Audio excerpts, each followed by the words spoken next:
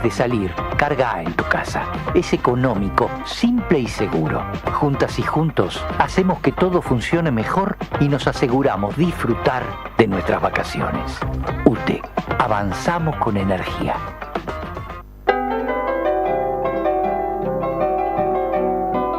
Endulce su vida con miel natural pura de la nueva Reserva Ecológica de los Montes del Queguay de Paysandú.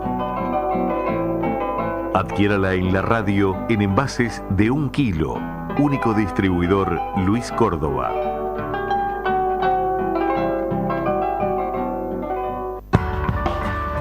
Porque te acompañamos cada día. Porque nos escuchamos. Porque hace más de 95 años que compartimos momentos juntos.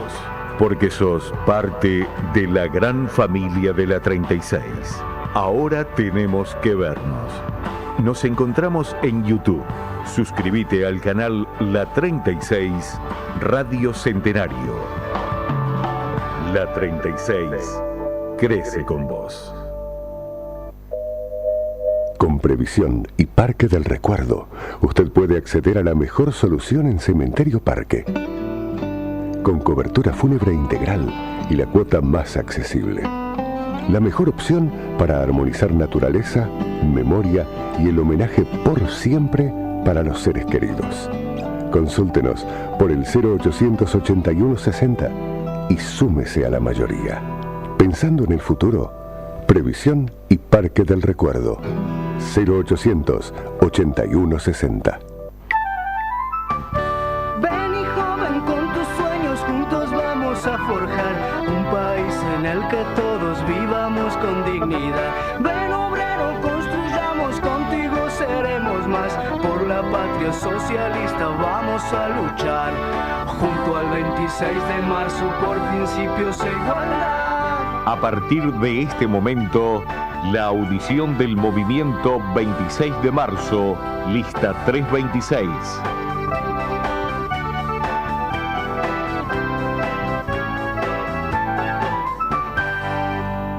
Muy buenos días, estimadas y estimados oyentes de la audición del dominical del movimiento 26 de marzo, lista 326, integrante de Unidad Popular.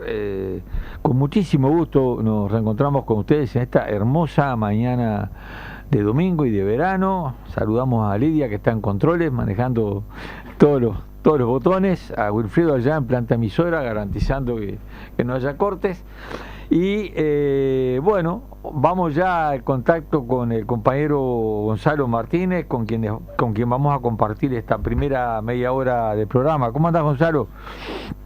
Buen día, Eduardo, a todo el equipo de la 36, a la audiencia. Hoy cambiamos de locación, cambiamos roles. Sí, hoy estamos en vivo y en directo y a vos te toca un aflojecito este domingo y salís por teléfono.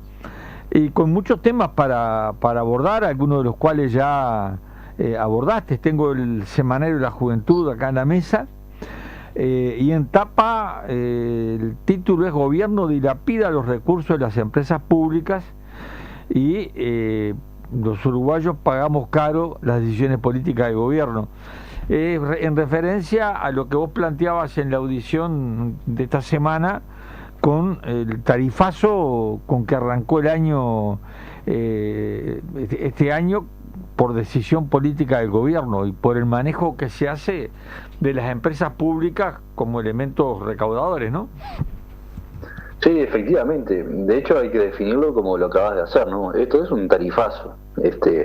Cuando lo hizo la derecha tradicional, todo el mundo lo entendía de esa manera. Algunos no lo mencionaban o no utilizaban ese concepto porque, claro, fueron responsables en el otro periodo de hacer exactamente lo mismo. O sea, hay una continuidad en esta lógica de cómo utilizar las empresas públicas, en este caso las tarifas, como un elemento recaudador que les permita dar los números que ellos necesitan. Y esto muchas veces está por fuera de lo que implica la logística del servicio en sí mismo, ¿no? Que eso es una discusión. Bueno, las tarifas tienen que estar contempladas únicamente equilibrar los números de las empresas para que los servicios sean de calidad y se puedan sostener, o la utilización de estas empresas como fuente de recursos para rentas generales. Eso se logra en la medida que vos tengas una tarifa por encima de los costos que implica la operativa, ¿no? Y esto evidentemente es algo que todos los partidos lo han aceptado y lo han profundizado.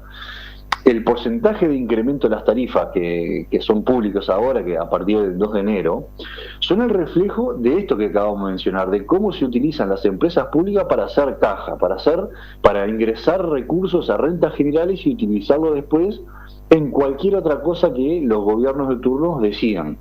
Y esto nos pasó en algunas oportunidades, capaz que vos te acordás, Eduardo, como en una rendición de cuentas, que la plata no alcanzaba una vez más, y en ese momento Astori, como ministro, planteó la utilización del Fondo de Estabilización Energético de la UTE, ¿cierto?, para destinarlo a algunas obras. En ese momento fueron como 113 millones de dólares, si no me falla la memoria.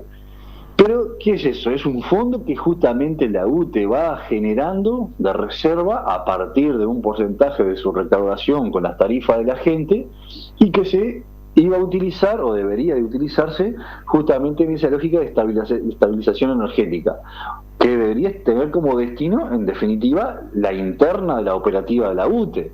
Bueno, en ese momento Astori le metió mano y lo utilizó para cualquier otra cosa.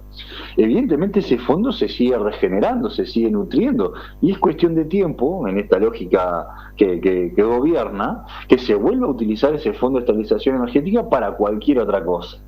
Y lo mismo nos ha pasado con las políticas internas de las empresas públicas, que además de generar una superganancia por el costo que venden los servicios, terminan, además de aportar plata a rentas generales, terminan utilizando esa misma plata que recaudan para proyectos u obras que nada tienen que ver con el objetivo de las empresas. Un ejemplo es el Antel Arena, que uno diría, bueno, el pueblo uruguayo necesita un centro de espectáculos de multiuso, sí, por supuesto que se necesita. Ahora, es competencia de Antel llevarlo adelante, construirlo, tener el nivel de privatización que tiene ahora. Bueno, esa es la discusión que hay que dar. No de la perspectiva oportunista que utiliza la derecha, pero bueno, como empresa pública, ¿debería de utilizar la plata para construir una Antel Arena o para mejorar la cobertura, por ejemplo, de la red en todo el país? O dinamizar la formación y combatir la competencia privada. Bueno, esas son discusiones de fondo. Y en este momento, luego de haber hecho la columna del otro día, y de esta noticia, por supuesto, el aumento de las tarifas, en el caso de la OCE puntualmente, que es un aumento de un 8.5%, muy por encima de la inflación, casi que la triplica, en estos momentos OCE está desarrollando una campaña pública, que quizás alguna gente la vio en distintos medios, donde apela al ahorro del consumo de agua por parte de la ciudadanía. Y el ejemplo que utiliza, la política instructiva, el consejo que le brinda a la gente, es que en un baño, una ducha que la gente que habitualmente realiza, que establece que en una ducha que puede durar 5 minutos se pueden gastar más de 100 litros de agua potabilizada. Entonces, ¿el consejo cuál es? Mientras te estás enjabonando, apagues el agua. Bueno, ese sería como el máximo. Pero en este video puntualmente aparece que mientras te estás duchando, al momento de enjabonarte, que apagues el agua, cierres la canilla, te enjabones todo y después vuelvas a utilizar el agua. Esto es algo que realmente trasciende todas las barreras de la hipocresía, ¿no? Porque te están metiendo un aumento de un 8.5% porque hay una política privatizadora escondida, porque hay una política de malversación de fondos, de descuido del patrimonio público, porque en el caso de la OCE todos sabemos, el 50% del agua ya potabilizada, es decir, que se tomó del río, se hizo todo el tratamiento, y una vez que se inyectó en la cañería, en toda la red, ahí se pierde. O sea, eso es dilapidar recursos del pueblo, por falta de inversión, ¿no? Entonces, mientras la propia OCE incumple con su responsabilidad y dilapida los recursos, nos dice a los ciudadanos que tenemos que cuidar el agua. Y como si fuera poco, le está regalando el agua dulce y también el agua salada, en definitiva, a las multinacionales. Bueno, entonces, frente a este contexto... Sí, porque pensando en la UTE, ¿no? Y el costo del incremento que tuvo y lo que cuesta, ¿no? El servicio de UTE, vos tenés que, pongamos el ejemplo un ejemplo de cómo este modelo económico está al servicio de las transnacionales y del gran capital financiero. Vos tenés UPM, le regalás toda el agua del río, ¿no? Póngale, échele que es tarde, ¿no? Río Negro, Río Uruguay, y va. Generan energía eléctrica. ¿Quién se la compra? La UTE. ¿A qué precio? A un precio mucho mayor que el costo de generación. Entonces, vos estás subvencionando a una multinacional, regalándole el agua, que es un bien finito, ¿no? Que, bueno, leí ahora informes de la inteligencia militar brasileña, y parece que también la uruguaya, donde colocan esta zona por el acuífero guaraní como una zona de posibles conflictos en la pelea mundial, en la pelea por el agua, ¿no? Vos fijate, estamos hablando hasta de un peligro, de una amenaza bélica por el agua. Nosotros se la regalamos y le compramos la energía eléctrica que produce a un precio por encima del costo de producción, y después nos la venden a nosotros, y quien paga, como vos decías en esa columna, la termina pagando los trabajadores. Lo mismo con los parques eólicos privatizados, ¿no? Donde UTE acuerda una tarifa y paga, y después quien paga es el pueblo uruguayo, ¿no? El mal manejo de la empresa pública en la función que debería cumplir. Sí, y además la lógica en definitiva es la misma, pero siempre le pegan su impronta, ¿no? Siempre con cada cambio de gobierno le dan una impronta. En el caso de los combustibles, ¿no? Y ANCAP puntualmente, bueno, se supone que el precio del litro de la nafta bajó 0,27 centésimos. Y el precio del gasoil bajó 0,85 centésimos. Ahora, el informe externo que hay sobre la política de recaudación del año pasado establece que hubo una superganancia de más de 80 millones de dólares. Es decir, que en esta lógica de ir fijando el precio, el gobierno pasado lo hacía todos los meses, por la LUC, cambió la modalidad. El gobierno actual lo hace cada 2 meses, pero siempre se mantiene el precio de paridad de importación, es decir, se toma la referencia del precio internacional y el costo de proceso del ANCAP, y bueno, y ahí se fija. Pero el informe establece que si se hubiese aplicado estrictamente el precio de paridad de importación, bueno, en realidad lo que hubo acá es un sobrecosto de 80 millones de dólares. Totalmente. Que claro, casualmente ANCAP viene de una etapa de paralizar y mantenimiento de la planta que le llevó cientos de millones de dólares. Entonces, hay una política sin duda de utilizar las empresas públicas para nutrir de fondos a rentas generales y desde ahí sostener, bueno, el resto de las políticas del Estado. Ahora, el caso de la nafta y el gasoil sabemos que está directamente vinculado su precio con el costo de otras cosas, ¿verdad? Y una de ellas, y la más sensible para todos nosotros, es el boleto. Y como decíamos, si bien bajó la nafta, si bien bajó el gasoil y la inflación en teoría está controlada, resulta que la Intendencia definió subir el boleto 2 pesos. Subió el boleto de Montevideo 2 pesos, que ahora cuesta 64 pesos en efectivo o 52 con tarjeta, y en el caso del boleto interdepartamental subió un 2%. Que viene de un aumento reciente en el mes de septiembre que también fue de un 2,5%. O sea, al pueblo uruguayo no hay límite, no hay política de contención cuando se trata de subirle los costos de vida, porque a este ritmo de incremento de costo no está comparado, no está acompasado ni acompañado con un incremento de salario que permita superar, no solamente empatar, sino superar los costos que tienen estas políticas. Entonces, es típico de un modelo neoliberal que utiliza lo poco que le va quedando en manos del Estado, porque la política privatizadora es la esencia, pero mientras preserva algunas cosas, bueno, la utiliza para seguir haciendo caja a costa de la gente. Totalmente. Es clarísima la definición del modelo que se consolida y se profundiza y este afán recaudatorio tiene que ver también que los números a O'Donnell no le están dando, ¿no? Porque el crecimiento proyectado no es el que esperaba. Que esperaba él, lo soñó en algún momento en alguno de los viajes al Fondo Monetario. Entonces ahí se recurre para achicar el agujero del déficit que también se comprometieron a achicar del bolsillo de los trabajadores. Y esto en el marco, digo, esta política económica tiene un correlato muy claro en el conjunto de las definiciones políticas que hacen a la acción de este gobierno, ¿no?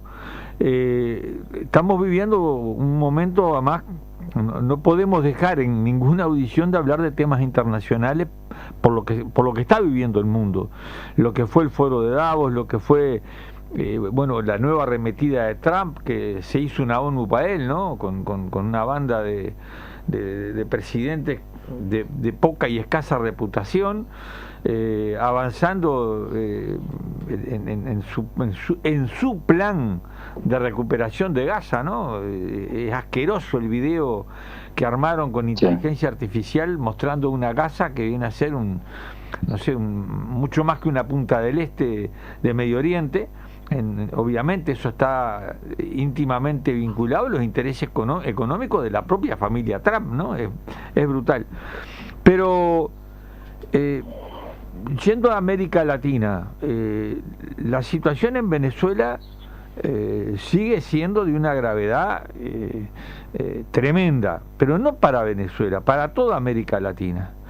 El gobierno uruguayo olímpicamente, como el avestruz, mete la cabeza bajo la arena y no parece que no ve lo de Venezuela. El canciller Lubetkin habla del dictador Maduro y no habla del dictador Donald Trump. ¿Vos viste cómo está lo que está pasando en Estados Unidos, en Minneapolis? Impresionante. Sí. Movilizaciones brutales, represión brutal, están matando gente, y acá a nadie se le ocurre pedir por los derechos humanos de los norteamericanos. Al gobierno no le da un poquitito de cosquilla, ¿verdad?, cuando ve eso y decir, mirá, acá le podemos pegar un poquito al imperialismo. No, ni hablar. O sea, lo que hacen es pegarle a quien le pega a Trump. La verdad que es lamentable el papel de Orsi, de Lubetkin y de todo este gobierno.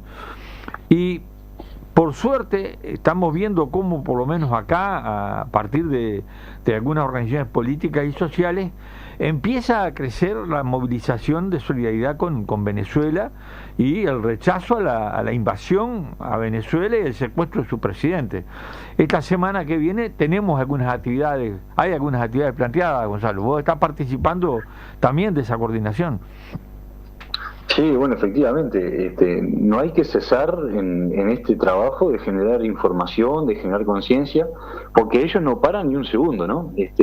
Difundiendo sus noticias, sus comunicados, o guardando silencio muchas veces, es una forma de generar opinión hacia la gente. Ayer puntualmente me pasó estar escuchando de costado una conversación entre trabajadores de distintos temas, y puntualmente sale y se atraviesa el tema de Venezuela, y las reflexiones y las afirmaciones que hacían esos trabajadores que están viviendo complejidades de esta política, de este modelo, pero al parecer estamos por un nivel superior del caso venezolano, ¿no? Como la democracia uruguaya es increíble, y la condena que se hacía desde la ignorancia, además, ¿no? Que uno se ve obligado después a dar información y intercambiar, es producto también de esta política, de estos dirigentes que tenemos hoy, ¿no? Porque la derecha cada vez que sale a la prensa informa, instruye, baja línea, ¿no? Genera opinión pública. Y el progresismo, cada vez que sale a la prensa, también lo hace. ¿Cuál es el problema? Que ambos están contribuyendo a generar la misma opinión, a generar la misma postura política entre el pueblo uruguayo. ¿A eso cómo se responde? Bueno, con organización popular, con unidad en el campo popular, por lo menos sobre aquellos elementos centrales, porque tampoco podemos idealizar las cosas. Ahora, sobre los elementos donde sí hay unidad, Bueno, hay que trabajarla, hay que preservarla, hay que profundizarla. ¿Y cuáles son los elementos que generan unidad hoy entre las organizaciones sociales, políticas? Bueno, la condena a la agresión norteamericana sobre el pueblo venezolano. Ese como primer elemento, señalar la agresión imperialista sobre el proceso y sobre la república y el gobierno y el pueblo venezolano. Bueno, ese es el primer elemento que hay que salir a condenar como tal. Y en segundo lugar, es justamente la defensa de la paz y la soberanía de Latinoamérica, del conjunto. Ahora, ¿de qué perspectiva paz y soberanía? De la perspectiva de la burguesía, porque ellos también, cuando les conviene, necesitan paz, cuando les conviene, hablan en nombre de la soberanía y de los bienes de los pueblos. No, nuestra perspectiva de paz y de soberanía es una perspectiva antiimperialista también. Y eso, vos lo decías recién, bueno, hay un riesgo latente sobre todos los bienes naturales, sea el que sea, esté donde esté. Por parte de Estados Unidos hay una política de ver y tomarlo sin medir costo alguno. Y si se lo entregan en bandeja, mejor, y si no, se lo toman por la fuerza. Exactamente. Ese riesgo que corrió Venezuela, y que aún lo sigue corriendo, lo está corriendo el resto de los pueblos de América Latina. Basta con que se lo señalen y van por ello. Bueno, esa conciencia hay que generarla también entre el pueblo uruguayo y latinoamericano para poder generar una política de resistencia a la política imperialista y una política de solidaridad frente a los pueblos hermanos. Porque vos podés señalar, sí, perfectamente la violencia que significó y la violación del derecho internacional de lo que llevó, lo que significó la invasión yanqui, pero no podés quedarte solo ahí. Tenés que expresar la solidaridad, tenés que expresar el aliento y el respaldo a procesos alternativos, porque ser antiimperialista, en definitiva, por esencia, implica enfrentar justamente al imperialismo. Es muy difícil, casi imposible, te diré, definirte antiimperialista y denunciar y condenar al agredido, y no decir nada del agresor. Es muy difícil sostener eso. Eso es complicidad, que yo, hablando del tema de este movimiento solidario que se va generando, nosotros, todo el que quiera sumarse, nos parece que no solo es bueno, es imprescindible. Y, por ejemplo, vemos cómo está el Frente Amplio participando de este movimiento solidario con Venezuela. Pero allí hay una contradicción insalvable. No podés ser solidario con Venezuela si no condenás la actitud de este gobierno. O sea, si vos decís, fuera yanquis de Venezuela, vamos por la soberanía con Venezuela, y al mismo tiempo decís que no reconocés al gobierno de Venezuela, como dice Lubetkin, hay una contradicción insalvable que no nos toca a nosotros, y me parece que sí le pega a muchísima gente militante que también está haciendo me parece un aprendizaje, porque no podés separar la acción del gobierno de lo que es la fuerza política del gobierno, porque eso no existe, ¿verdad? Es como si estuviera en la calle Pou. En el gobierno, ¿qué haría? Lo mismo que hace Lubetkin, que condenaría al dictador Maduro, y no le gustaría mucho la invasión, no le gustaría mucho, ¿verdad? Como dicen los blancos. Pero bueno, Orsi fue mucho más allá, dijo, si después viene la democracia, bienvenido sea. O sea, bienvenido sea el secuestro de Maduro, la invasión yanqui, la muerte de 100 personas, 32 combatientes cubanos, todo. Bienvenido sea si viene la democracia. ¿Y qué democracia viene? ¿La democracia de Trump? Es muy fuerte. Entonces, por eso nos parece importante resaltar que se está generando un movimiento que recoge las mejores tradiciones de la izquierda uruguaya y de nuestro pueblo, solidario con Venezuela. El jueves hay una actividad en el Paraninfo, una especie de coloquio, ¿no?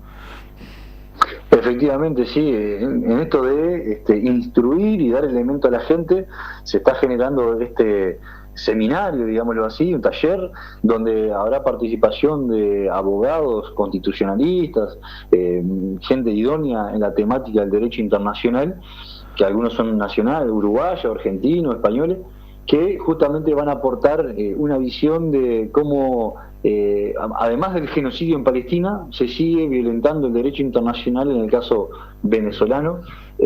Y bueno, ahí va a ser uso de la palabra también el cónsul de Venezuela y seguramente algunas otras personas más. Y al día siguiente, el viernes 30, también a partir de hora de la tarde, también el seminario es en el Paraninfo de la universidad. y el viernes hay un festival por la paz que se hace en la escalinata de la universidad, o sea que jueves y viernes son las dos actividades en el mismo lugar, casi que a la misma hora, a partir de las 18, y donde, bueno, allí distintos artistas de distintas áreas van a estar expresando también a través de su arte la solidaridad activa con Venezuela. Y evidentemente nosotros estamos allí porque somos antiimperialistas, porque defendemos la autodeterminación de los pueblos, porque apostamos a la unidad de las organizaciones para la lucha. Ahora, seguramente, y también allí hay muchos otros que participan con ese mismo espíritu, ¿verdad?, motivados por los mismos principios. Pero también hay algunos que están intentando lavar culpas, me parece, o intentar justificar desde un lugar algo que no pueden ser justificado y que no se corresponde con acciones en otro. Me refiero a la fuerza política y el gobierno, que es indisoluble.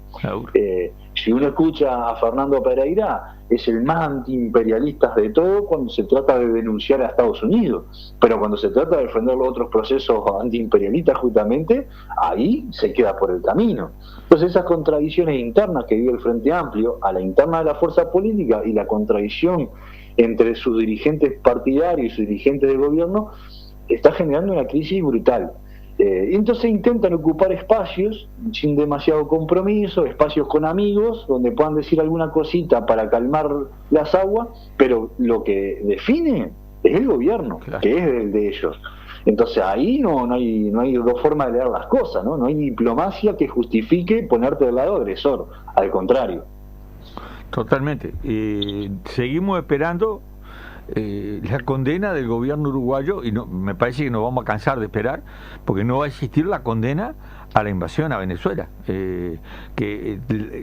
Cuando te estás hablando de un gobierno que se llama progresista, no dar ese paso es la confesión más brutal de que ni progresistas son, ¿verdad? Son fieles aliados a la política del imperialismo, como lo han sido al no condenar el genocidio en Gaza.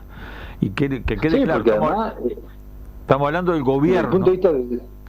Desde el punto de vista discursivo, ellos tienen su juego, ¿no? Porque decir, no, el problema acá es el método, no se puede estar entrando y violando la soberanía de un pueblo y secuestrar gente. Entonces, ahí ya están haciendo un juego de palabras brutal, porque no es gente, es solamente gente, es el presidente, es la primera dama, es una diputada, es la conducción de un proceso. No es solamente entrar a un país, bombardearon, asesinaron, hay una invasión. O sea, no es solamente el problema del método, que además lo relativizan, sino que es lo que hay detrás. ¿Por qué se está provocando esa invasión? ¿Qué políticas son las que hay detrás? Entonces, no es la democracia, es el petróleo. Claro. No es la democracia. Bueno, Gonzalo, se nos está yendo el tiempo, nos queda en la segunda media hora con Carlos, tendremos que abordar también el tema Cuba y la necesidad de organizar y movilizar a nuestra militancia, a nuestro pueblo. Así que por aquí nos vamos quedando, te despedimos y tal, el próximo domingo estarás jugando de locatario de vuelta acá. Vamos. Saludos a todos. Nos vamos a la pausa y cuando venimos, volvemos, estamos con el compañero Carlos Pérez de Maldonado.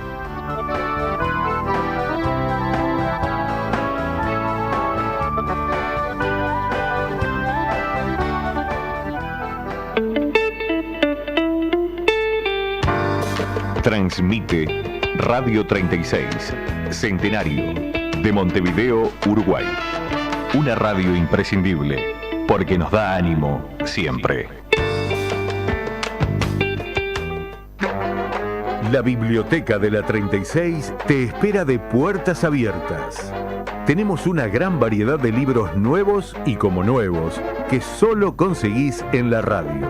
Entre otros títulos, te ofrecemos Sin aliento, del economista José Antonio Roca, Sombra oscura de Pantera Triste, de Patricia Silva Ibáñez, Teatro, de Jorge López Ave, y todos los libros de Gonzalo Abella. Pasá por 18 de julio 1357 y colabora con La Imprescindible. Un vino BCP al alcance del pueblo. Tradición de buena uva, madurada en barriles de roble. Adquiera los vinos del Parador Suri, solo en venta en la radio. Siempre compras un vinito que se llama Pulgasur. Rebelde soy, sí señor. Dijo Marx. El asalariado se valdrá de la dominación política para ir arrancando gradualmente a la burguesía todo el capital, para centralizar todos los instrumentos de producción en manos del Estado. Por la reconstrucción de la izquierda que lucha, Unidad Popular. Y hacer un mundo mejor, estudiantes y maestros. Escucho a lo lejos que suenan las campanas. Bizarro presenta sus nuevas ediciones en formato vinilo. Las aves siempre saben dónde ir. Rosana Tadei, Raíces Aéreas. No voy a caer jamás, rendido ante Milonga de Quirón, el nuevo álbum de Garo. el ángel quedó vacía. Buceo Invisible, La Mañana del Incendio. Reedición, 30 aniversario del disco Peyote Asesino. Vinilos disponibles en todas las disquerías. Edita Bizarro.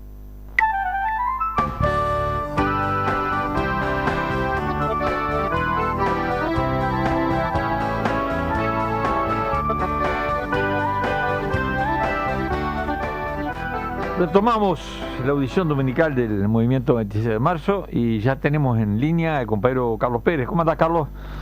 Buenos días, Eduardo. Saludos a toda la audiencia del 26 de esta audición. Y bueno, comenzar tranquilizando a Ferrari y a la OCE, que por lo menos de parte mía no van a tener problemas. No, pero bueno, hablando en serio, quería empezar, Eduardo, rindiendo homenaje al cura guerrillero Camilo Torres, que aparecieron sus restos, que creo que es un tema importantísimo de esta semana y todo lo que ha repercutido eso en Colombia, ¿no? Y sobre todo, bueno, en relación a ese gobierno progresista también. Y también saludar a los brigadistas que ayer salieron para Cuba, fundamentalmente a las 4 brigadistas del 26 de marzo, ¿no? Los saludos y el reconocimiento a esa solidaridad concreta, ¿no? La verdad que una brigada para Cuba en estos momentos yo creo que tiene un valor superior, ¿no? No nos dio el tiempo en la primera media hora, creo que hoy en esta media hora tendremos que agarrar el tema. La situación de Cuba es gravísima para todos los pueblos del mundo y de América Latina y del mundo. El animal de Donald Trump, este criminal degenerado, lo tiene definido, es público. Su objetivo hoy en América Latina el primero es Cuba, boicoteándolo, incrementando el bloqueo. Yo leí, ayer salía información de que México está dudando de seguir proveyendo de petróleo a Cuba. Eso es brutal, y la verdad que uno pierde la calma cuando te dicen, vos viste que el socialismo no funciona. No, lo que no funciona es la guerra. Cualquier pueblo que viva 50, 60, 70 años bloqueado y en guerra, no hay forma, y a pesar de eso vive, y a pesar de eso sobrevive y lleva adelante política, si funcionará el socialismo, ¿no? Pero nuestra alerta máxima y nuestra actitud de alerta militante para condenar, repeler y movilizarnos ante cualquier nueva medida de agresión a la revolución cubana, ¿no? Sí, exacto, Eduardo. Nosotros sabemos de la situación durísima, que sobre todo económica, que está sufriendo Cuba, fruto de la agresión imperialista, del bloqueo. Escuchábamos algunas cosas esta semana de lo que se ha apretado el bloqueo en el último tiempo. Pero por otro lado, cuando escuchamos al pueblo cubano que iba a homenajear a sus héroes, ¿no? A sus mártires, los 32, los restos de los 32 combatientes que cayeron en Venezuela, y escuchamos a esa madre diciendo, yo por qué no lloraba, ¿no? Que ella también era una guerrera que le había inculcado el hijo y lo homenajeaba. Eso da una fuerza realmente enorme, ¿no? Y en este momento que en algunos sectores de pequeña burguesía, sectores medios, que por lo general asumen estas cosas con mucho espanto y el pueblo cubano da una fuerza tremenda, porque ellos, después de la crisis de los misiles, su doctrina militar cambió, y allí la doctrina militar es un pueblo unido que está en el gobierno, que está en el poder, ¿verdad?, que quitó la burguesía del poder, que nacionalizó los principales recursos, y que tú para entrar a Cuba tienes que matar, o sea, es un derramamiento de sangre. Allí hay un pueblo armado que sabe qué tiene que hacer en el caso de una invasión, y lo único que pueden conseguir en Cuba es una tierra anegada en sangre, ¿no? Digo esto porque se empieza a extender una idea de que nuestros pueblos son indefendibles, ¿no? Después de las Malvinas, como que entran y hacen lo que quieren. Bueno, entraron y salieron rapidito y se llevaron un presidente, pero para entrar y quedarse en Venezuela, por ejemplo, en este momento, allá hay 4 millones de personas alistadas. Entonces, no hay doctrinas militares también que pueden defender nuestro suelo. Claro, cuando hay un pueblo unido, consciente, y más cuando tomaste el poder, como en el caso cubano. Por algo Donald Trump planteó que lo único que podrían hacer allí es bombardear, destruir todo e irse, porque claro, no tienen alternativa ante una doctrina militar de pueblo armado, que era la doctrina de Artigas, pueblo armado y movilizado, ¿no? Entonces, repito esto porque si no te gana el desánimo, y como que Donald Trump va a hacer lo que quiera en cualquier parte del mundo, y eso no dista mucho de ser cierto, porque confía mucho en la fuerza del imperialismo y no confía nada en la fuerza de los pueblos, ¿no? Totalmente. Veía el otro día un video de Adelaida Guevara, donde decía exactamente eso: entrar pueden entrar, dice, lo que no van a poder es salir. Y planteaba eso: yo soy médica, pero tengo un fusil y sé tirar. Y antes, unos cuantos me cargo. Sí, antes que me lleven me cargo unos cuantos. Dice. Y está hablando una mujer mayor, y bueno, lo vemos en las movilizaciones, y es muy importante reafirmar esa confianza en los pueblos y borrar la imagen que irradia Donald Trump como de que es invencible. Miremos lo que está pasando dentro de Estados Unidos, donde se está levantando la gente, donde hay represión, donde hay muerte, y parece que acá a los defensores de los derechos humanos en abstracto no le preocupa que maten inmigrantes o gente pobre en Estados Unidos, que se lleven preso un botija de 5 años, como estaba la foto el otro día. Eso no les preocupa. Ahí hay derechos humanos, ahí hay democracia, ese es el paraíso terrenal. Bueno, dista mucho de ser el paraíso terrenal. Ahí lo que hay es una dictadura del gran capital sobre el pueblo, y utiliza a ese pueblo incluso como carne de cañón para ir a las guerras, ¿no? Pero bueno, queríamos colocar el tema Cuba porque en el ambiente que ha generado el progresismo se van diluyendo ciertos elementos que son de principios, ¿no?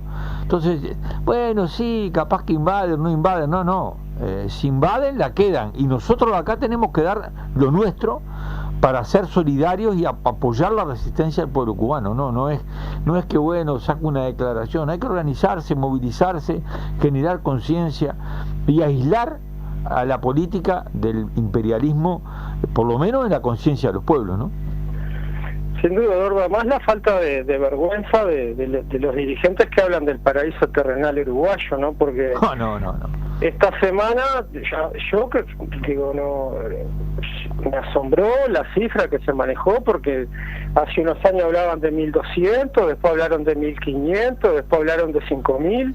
El otro día Gonzalo Sevilla, el ministro del MIDES, dijo que atendían 8.500 personas en refugios, 8.500 personas en situación de calle que van a los refugios. Hay cientos que no van a los refugios. Claro, son muchos más. Cientos de personas, 8.500 personas, Eduardo. Yo suelo comparar con localidades de Maldonado que uno conoce un poquito más, y Piriápolis tiene 8.500, o sea, la infraestructura de Piriápolis precisa más o menos para 8.500 personas.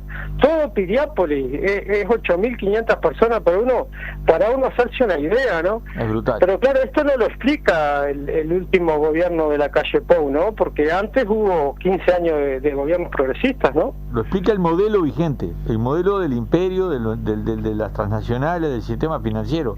Ese es el costo de este modelo. la gente en la calle, la exclusión social, la violencia, es parte. Recorrete los países de América Latina aplicando este mismo modelo.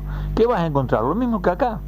Exclusión social, miseria, gente en la calle. El otro día en Buenos Aires murió una persona en un contenedor de basura, apareció muerto.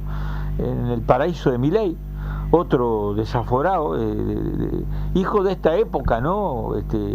Porque también cuando analizamos el avance de la ultraderecha, no podemos dejar de asociarlo al retroceso brutal de la izquierda, que es lo que nos estamos planteando como el principal desafío de esta etapa, que es recuperar el proyecto de la izquierda, el programa y las formas de organización y de movilización de la izquierda, que no es que sean tradicionales, es la forma de organización y movilización de los pueblos, con las herramientas que tienen los pueblos para enfrentar estas políticas.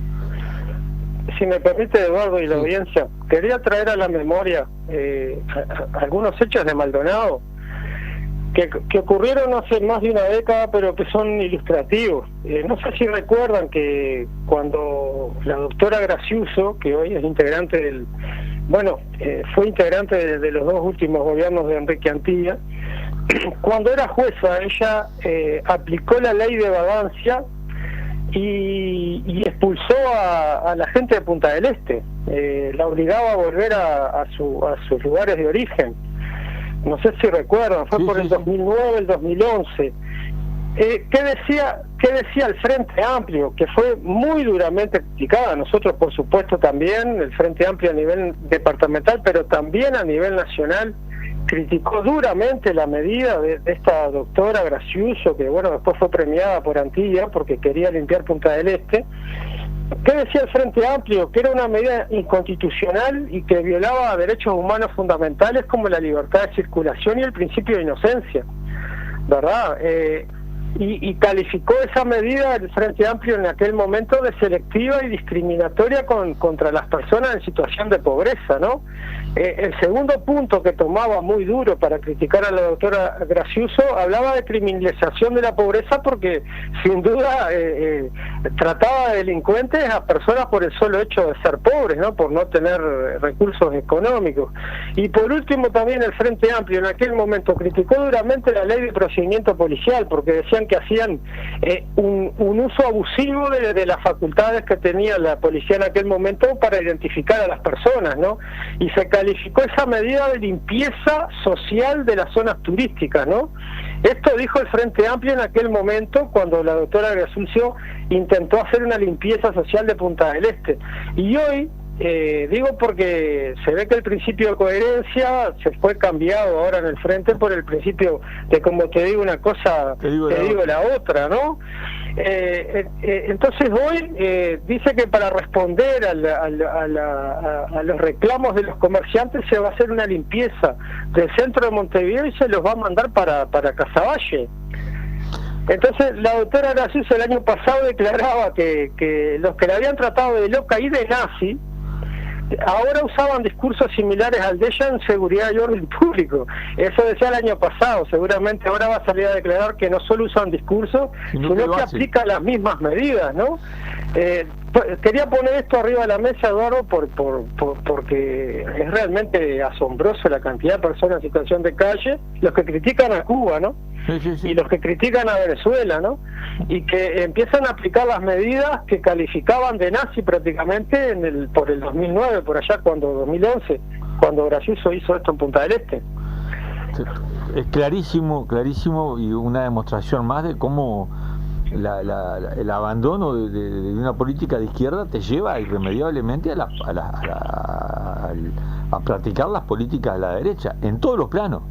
Lo hemos analizado a fondo en lo que tiene que ver con las relaciones internacionales, el vergonzoso papel que juega el gobierno uruguayo, vergonzoso, ¿no? Por la ausencia absoluta de los mínimos reflejos de solidaridad latinoamericana e internacional con los pueblos agredidos, ¿no? Pero eso se traslada después a las políticas internas, sin ir más lejos, porque se nos va el tiempo y habíamos quedado de abordar una temática que fue el cambio en el criterio de definición del valor de la BPC. de la BPC. Que trajo consecuencia en el pago del IRPF, Carlos. Parece que ahora no van a pagar más lo que tienen más, sino que van a pagar más lo que tienen un sueldo más o menos decente. Sí, queríamos también, primero porque el viernes cometimos algunas imprecisiones. Nosotros hablamos de una jubilación mínima de 20.057. Esa jubilación mínima fue la fijada para el año 2025. Este año la jubilación mínima se fijó en 20.636. Pero ¿cuál es el tema? El gobierno de Orsi y de O'Donnell decidió ajustar la BPC, la base de prestación, por IPC más 20%, dejando el cálculo por índice medio de salario. Dice que antes, en los 15 años anteriores, lo habían aplicado y que había crecido más la jubilación. Pero bueno, ahora el tema es hay que analizarlo en concreto. El índice medio de salario, Eduardo, son 5,72%. O sea, por suerte, por el plebiscito del año 89, puede ser, no me equivoco, se triunfó en el plebiscito y el gobierno está obligado a ajustar las jubilaciones por índice medio salario. Así que 89, todo el que esté jubilado va a recibir un ajuste mínimo por el índice medio salario 5,72%. ¿Pero qué hace el gobierno? La BPC el IPC más 20% es 4,38%. Entonces, en vez de aumentar la base de prestación en 5,72, la aumenta en 4,38. Quiere decir que la recorta. Y al recortar la BPC, recortas, por ejemplo, la jubilación mínima. Claro. ¿Verdad? Además, yo cuento estas cosas capaz que son comunes, las sabía todo el mundo, pero yo confieso que recién me avivé, que el gobierno no solamente bajó la base de prestación, que 3,05, una base de prestación por 3,05 es la jubilación mínima, pero después de hacer esa cuenta, le resta el adelanto del año pasado.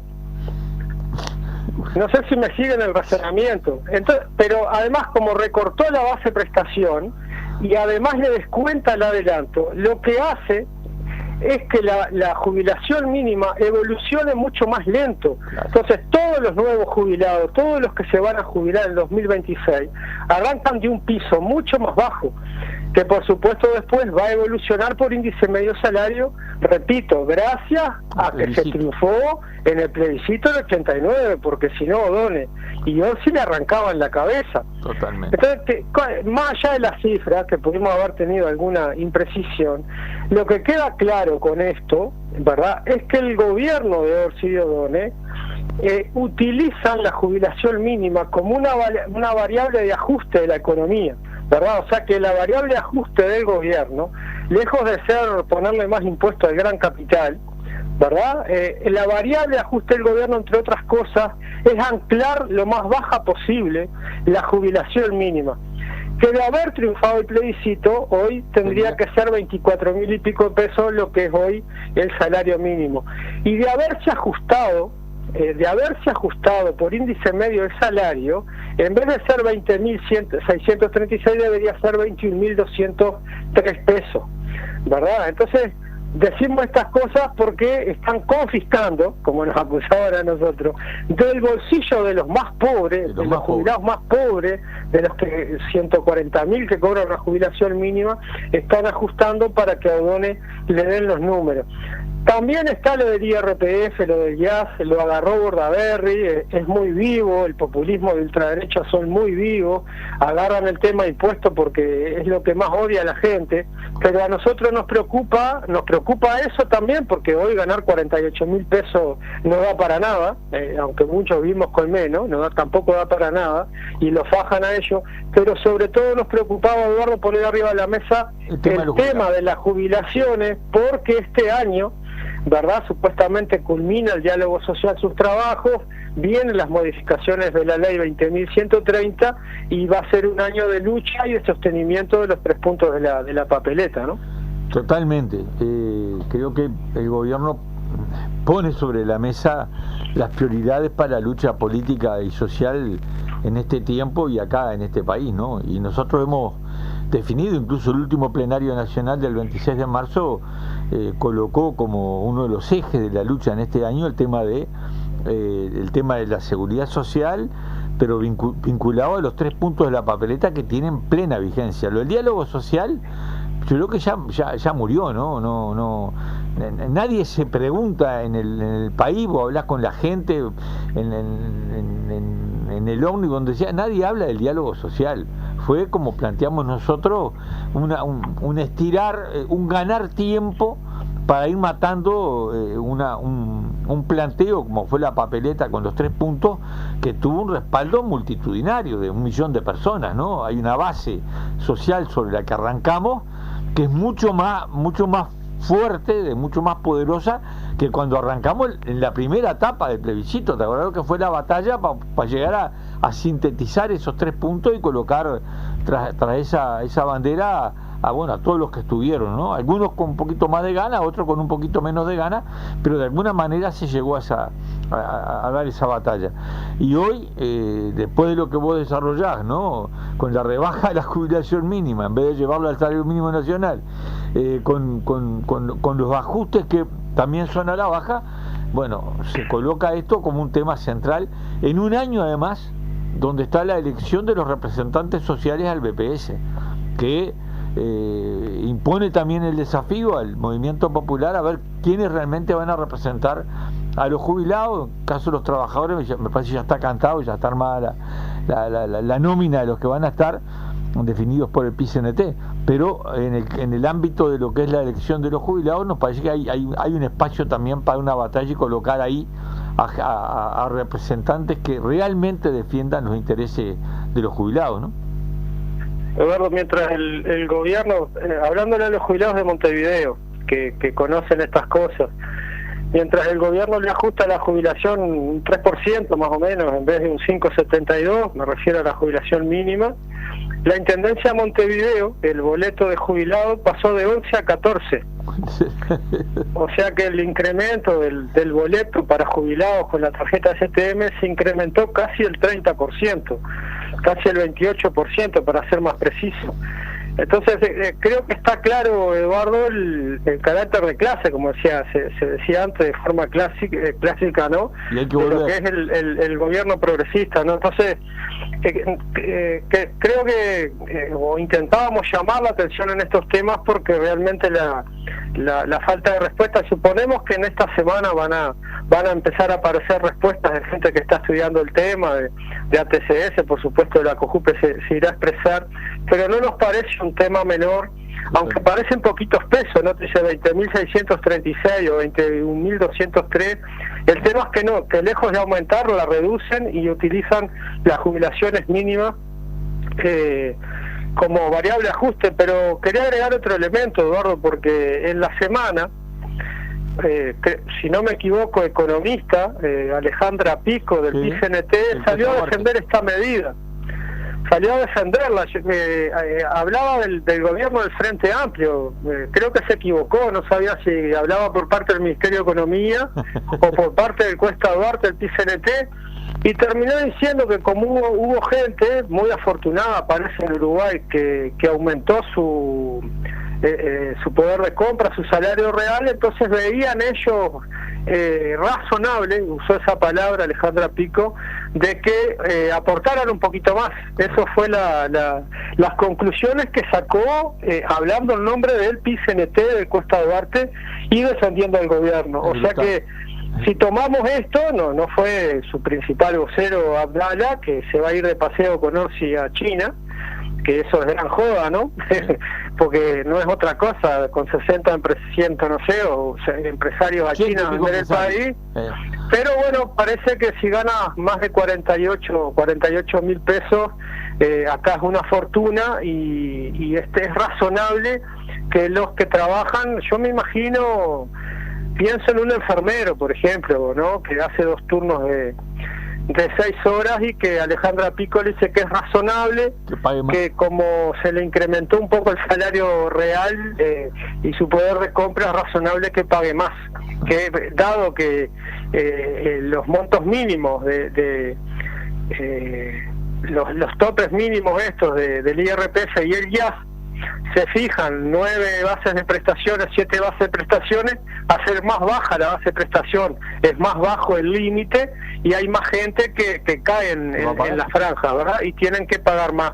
Y Alejandra Pico eso lo ve como razonable. Y nosotros creemos que desde el campo popular, ¿verdad? Y sobre todo desde la izquierda, hay que seguir peleando por la eliminación del IAS y por la eliminación del IRPF y no ver como razonable, ¿verdad?, que se le exonere 5.000 millones de dólares a las multinacionales y que los que ganan 48.000 pesos deban pagar más. Totalmente. Se nos fue el tiempo, quería simplemente mencionar que se va reactivando el trabajo militante. El otro día se reunió la departamental de Montevideo y el martes pasado, y ya quedaron planteadas algunas iniciativas que van a colocarnos en la calle con los temas que nos convocan. Obviamente el tema de la solidaridad internacional en esta etapa va a ser bandera, pero también abordando todas estas temáticas que hoy le hemos metido también un poco de cabeza, y convocar a toda nuestra militancia a retomar el trabajo organizado, que en este tiempo es fundamental para enfrentar con fuerza, con decisión y también con posibilidad de avanzar y de triunfar las políticas de la derecha y el imperialismo. Nos vamos despidiendo, Carlos, porque ya están en la gatera los compañeros del Frente de Lucha Ambiental Delia Villalba. Saludos a todos. Mañana a mediodía, como siempre, vuelve la audición del Movimiento 26 de marzo.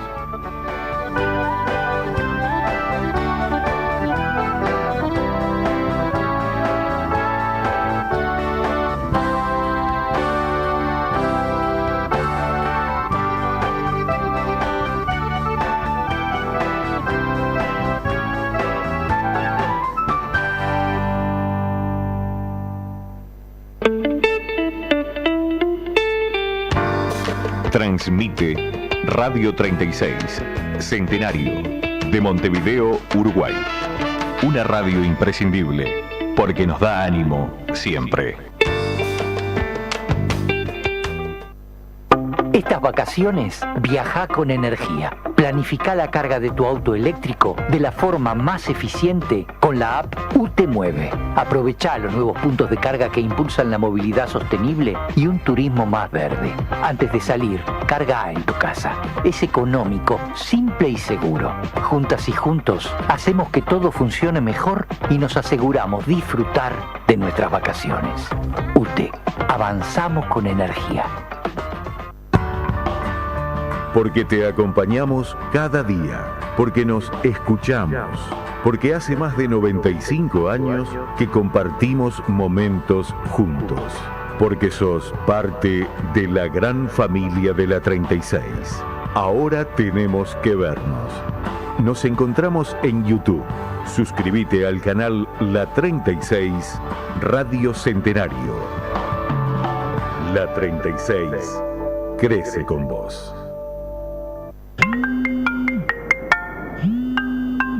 Hola, ¿quién habla? ¡Hola, amigo! ¿Quién habla? Me parece que son tus